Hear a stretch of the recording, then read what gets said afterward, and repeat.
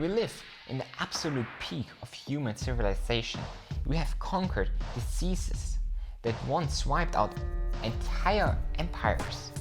We have the sum of all human knowledge just in our pocket. And yet, we have never felt more disconnected, more powerless and more tired. Most people don't realize this, but every time you flick that screen, you aren't looking for information, you're looking for a hit of dopamine that you didn't earn. Stay with me, we'll come back to why your brain is literally shrinking in a minute. But first, we need to understand the first moment of the addiction. To understand why you can't stop scrolling, we have to go back, way back. For around 200,000 years, our ancestors lived in a world of scarcity. Information was rare, and threats were everywhere. As the biologist E.O. William famously says, we have pathological emotions, medieval institutions, and godlike technology. Your brain was designed for a world that no longer exists. Our ancestor hardware, it's still scanning for threats on the horizon.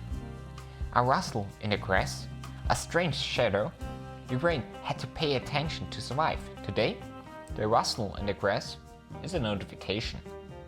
That strange shadow is a headline about a global crisis. You aren't doom scrolling because you're lazy. You're doing it because your brain thinks it's staying safe. But here's where it's getting worse. And I'll show you the data in a second. You aren't just scanning for threats. You've been framed for the attention. In the 1950s, B.F. Skinner discovered the most addictive psychological mechanism known to man as the variable ratio reinforcement.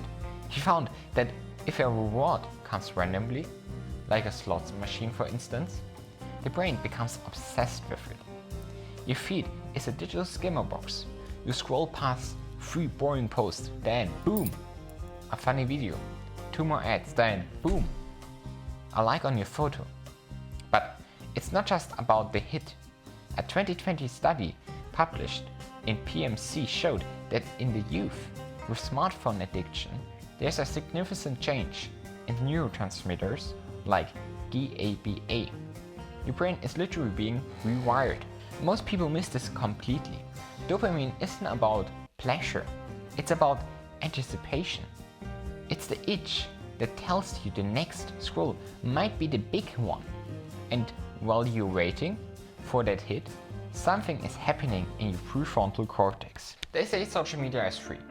It's not really. You're paying with the only currency that actually matters for you, your time. If you spend 3 hours a day scrolling, that's 45 days a year.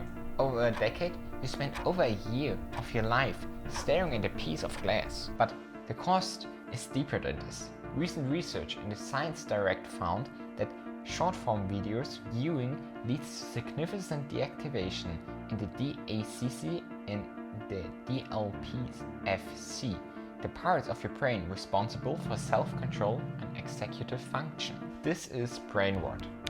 It's not just a meme, it's a measurable decline in your ability to focus.